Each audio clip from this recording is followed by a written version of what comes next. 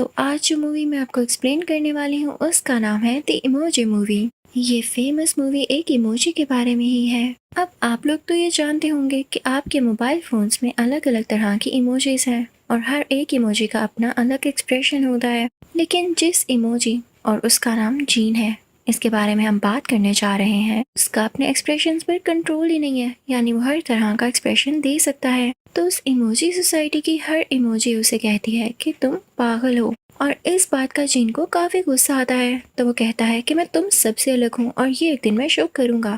तो अब ये शो करने के लिए और प्रूव करने के लिए वो किसी दूसरी सोसाइटी में और दूसरी वर्ल्ड में जाता है। तो देखते हैं आगे इस मूवी में क्या होता है। तो मूवी की स्टार्टिंग में हमें वही इमोजी सोसाइटी दिखाई जाती है, जहाँ पर ढेर सारी इमोजीज रहती हैं। सब इमोजीज अपना अपना एक्सप्रेशन देती हैं और एक ऐसी जगह पर स्टोर होती हैं कि जब तक उनका यूजर उन्हें यूज न कर ले वो अपेयर नहीं होती। और ये सारी इमोजीज मिलकर उसी इमोजी जिसका नाम जीन है उसका मजाक उड़ाती हैं, क्योंकि जब भी कोई यूजर उसे पिक करने वाला होता है तो उसके एक्सप्रेशंस चेंज होने लगते हैं। तो अब हम रियल वर्ल्ड में दो लड़कों को देखते हैं। वो लोग क्लास में आते हैं और में से एक लड़का सोचता है कि अपनी क्लासमेट को आज मैसेज की जगह क्यूट सी इमोजी भेजेगा जो उसे पसंद आए। तभी उसे वही चीन इमोजी दिखती है और यहाँ पर साथ ही सीन इमोजी वर्ल्ड यानी इमोजीज की दुनिया में शिफ्ट हो जाता है, जहाँ पे हर इमोजी अपने लैता चैम्बर में रहती है, वो बाहर भी आती है। अब मोबाइल फोन्स में एक इमोजी तो होती नहीं है, हजारों इमोजीज होती हैं, जैसे क्लाउड्स, ट्रीज, लैंड, ओशंस। ये सब इमोजीज भी अपनी अपनी जगह पर ही होती हैं। और जो स्माइली फेसेस होते हैं या एक्सप्रेशन इमोजीज होती हैं, ये पूरी सिटी में घूम रही होती हैं। मजे की बात ये है कि सबका एक एक्सप्रेशन होने की वजह से सिचुएशन कभी कभी काफी फनी हो जाती है। अब जैसे कि क्राइंग इमोजी की लॉटरी निकलती है, लेकिन वो शॉप से रोते हुए बाहर आता है। और लाफ्टर इमोजी की टांगे टूट जाती हैं, उसे एम्बुलेंस में डाला जा रहा होता है, लेकिन वो मुसलसल यानी कॉन्टिन्यूसली हंस रहा होता है। ये सब बहुत ही ज्यादा क्यूट होते हैं। अब यहाँ पर हम एक इमोजी को देखते हैं जिसका एक्सप्रेशन था वो हमेशा सीरियस रहता था, लेकिन एक दिन उसे छोटे छोटे डोनट्स नजर आते हैं। वो बहुत ज्यादा क्यूट होते हैं और ये सीरियस इमोजी उनको देख के अपने एक्सप्रेशंस कंट्रोल नहीं कर पाता। उसके एक्सप्रेशंस रैंडमली चेंज होने लगते हैं और यही वो दिन होता है जब वो अपने एक्सप्रेशंस पे अपना कंट्रोल खो देता है, यानी सिस्टम में ग्लिच आ जाता है। अब ये इमोजी सारा दिन एंजॉयमेंट करता रहता, सबके साथ बहुत ज्यादा खेलता, यानी हर एक्सप्रेशन के साथ ये मैच हो जाता था। लेकिन ये बात इसके पेरेंट्स को नहीं पसंद थी, क्योंकि इसके पेरेंट्स भी जिस एक्सप्रेशन से बिलोंग करते थे वो सीरियस ही था। तो ये से समझाते हैं कि लोग क्या कहेंगे कि हमारा बेटा इतना जॉली है, हमारी फैमिली की एक अलग पहचान है जिसको तुमने डिस्ट्रॉय कर दिया है, हमें तो तुम्हें बाहर भेजते हुए भी डर लगता है। तभी उधर हम क्लासरूम का सीन देखते हैं जब वो स्टूडेंट इस जीन इमोजी को सिलेक्ट कर ही चुका होता है। जब जीन को ये पता चलता है कि सिलेक्ट हो चुका है, जबकि इसके पेरेंट्स इस पर प्राउड ही नहीं कर रहे थे कि ये कुछ कर ही नहीं सकता, तो वो काफी खुश होता है। इसकी एक्साइटमेंट में वहाँ की चीजें भी टूटने लगती हैं। तो तभी वहाँ पे इमोजीज की लीडर आती है और उससे कहती है, तुम्हारे सिस्टम में ग्लिच आ जाने की वजह से हम तुम्हें भेज नहीं सकते, हमें तुम्हें यहाँ से डिलीट करना होगा। तो वो इमोजी यानी जीन डर जाता है और वहाँ से भागने लगता है। तो लीडर उसके पीछे कुछ रोबोट्स भेजती है, लेकिन तभी वहाँ पर हाई फाइव इमोजी आ जाता है जो कि थोड़ा सा इंजर्ड और ओल्ड होता है, क्योंकि पहले जमाने में लोग उसे बहुत ज्यादा यूज किया करते थे और अब उसकी कोई वैल्यू ही नहीं थी। तो वो जीन का दुख समझ सकता था कि रिजेक्ट होना कैसा लगता है।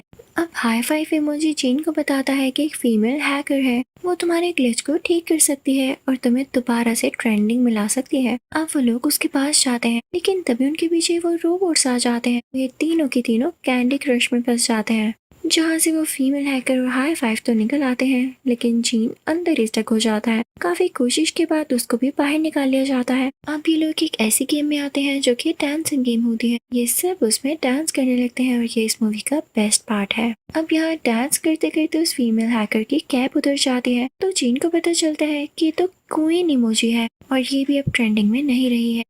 तो यहाँ पर उसे ये पता चलता है कि ये एक पुरानी क्वीन थी और उसके पुराने तरीकों को इमोजी सोसाइटी में पसंद नहीं किया जाता था, तो इसलिए वो खुद को रिवील ही नहीं करती है। लेकिन उस फीमेल हैकर यानी क्वीन इमोजी को ये बिल्कुल अच्छा नहीं लगता कि उसका राज किसी को पता चल गया, तो वो वहाँ से भाग जाती है और इस चीज का फायदा उठाते हुए वो रोबोट्स दोबारा से उनके पीछे आ जाते हैं। रोबोट्स उन पर अटैक करने लगते हैं, जिसकी वजह से क्लासरूम में बैठे हुए स्टूडेंट के मोबाइल में एरर आने लगता है और ये डांसिंग ऐप जो कि उसने न्यूली इंस्टॉल की होती है, उसमें सॉन्ग्स ऑटोमेटिकली प्ले होने लगते हैं। तो वो जल्दी में उस ऐप को फोर्स स्टॉप करके अनइंस्टॉल कर देता है, जिसका नुकसान ये होता है कि ऐप में मौजूद सारी इमोजीज और सारा कंटेंट इरेज होने लगता है। अब वो फीमेल हैकर और जीन तो फौरन से ब्लॉक्स पर से जंप करते हुए अपनी जान बचा लेते हैं और उस ऐप के सिस्टम से बाहर आ जाते हैं, लेकिन हाई फाइव बेचारा बाकी सब चीजों के साथ नीचे गिर जाता है और इरेज हो जाता है। उस तरफ हम जीन के पेरेंट्स को देख रहे होते हैं, यानी वही सीरियस कपल।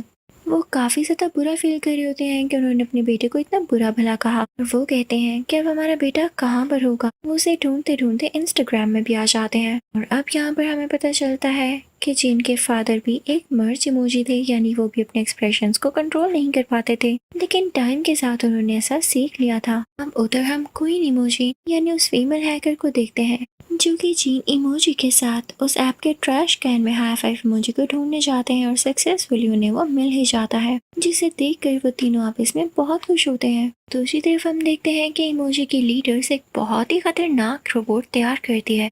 उसने इन तीनों को पकड़ने के लिए इस रोबोट को डिजाइन किया होता है, जो कि अब इन तीनों के पीछे होता है, लेकिन ये तीनों भागते भागते सेफ जोन में आ जाते हैं जहाँ पर ये रोबोट आ नहीं सकता था।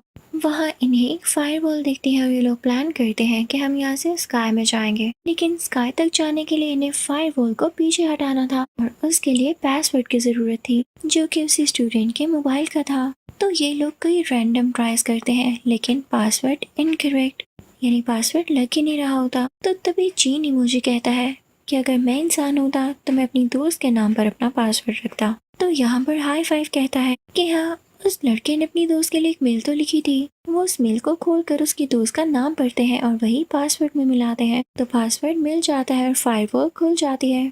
तभी यहाँ पर वो क्वीन इमोजी यानी फीमेल हैकर जीन से पूछने लगती है कि तुम्हारा क्या प्लान है, तुम ठीक होना चाहते हो या इसी तरह रहना चाहते हो, एक्सप्रेशंस के किंग। हाँ, तो जीन कहता है यार मैं थोड़ा कंफ्यूज हूँ, मुझे क्या करना चाहिए। वो हाई फाइव से भी सजेशन लेता है, लेकिन वो दोनों किसी डिसीजन तक पहुंच ही नहीं पा रहे होते। तो फीमेल हैकर उससे बोलती है कि ठीक है, जिस काम के लिए तुम मेरे पास आए थे हम उसी पर फोकस रखते हैं, मैं तुम्हारा एरर ठीक कर रही हूँ, ठीक है। लेकिन तभी वहाँ पर वो खतरनाक रोबोट आ जाता है, जो कि जीन को पकड़ के अपने साथ ले जाता है। हाई फाइव उसके पीछे तक उसे बचाना चाहता है, लेकिन कुछ भी नहीं कर पाता। तो वो फौरन से उस फीमेल हैकर के पास आता है और उसे कहता है जल्दी करो, हमें इसको बचाने जाना होगा। लेकिन यहाँ पर सिर्फ 3 मिनट बचे थे और उसके बाद जीन को डिस्ट्रॉय कर दिया जाना था, यानी उस इमोजी वर्ल्ड से खत्म कर दिया जाना था, जिसके बाद वो इमोजीज में भी शो नहीं होगा। तो अब यहाँ पर फीमेल हैकर अपना कॉस्ट्यूम उतारती है, अपने असली रूप यानी क्वीन इमोजी में आ जाती है और ट्विटर बर्ड को बुलाती है। अब उस पर बैठते हुए ये दोनों वहाँ पर पहुँच जाते हैं जहाँ पर जीन इमोजी को ले जाया गया।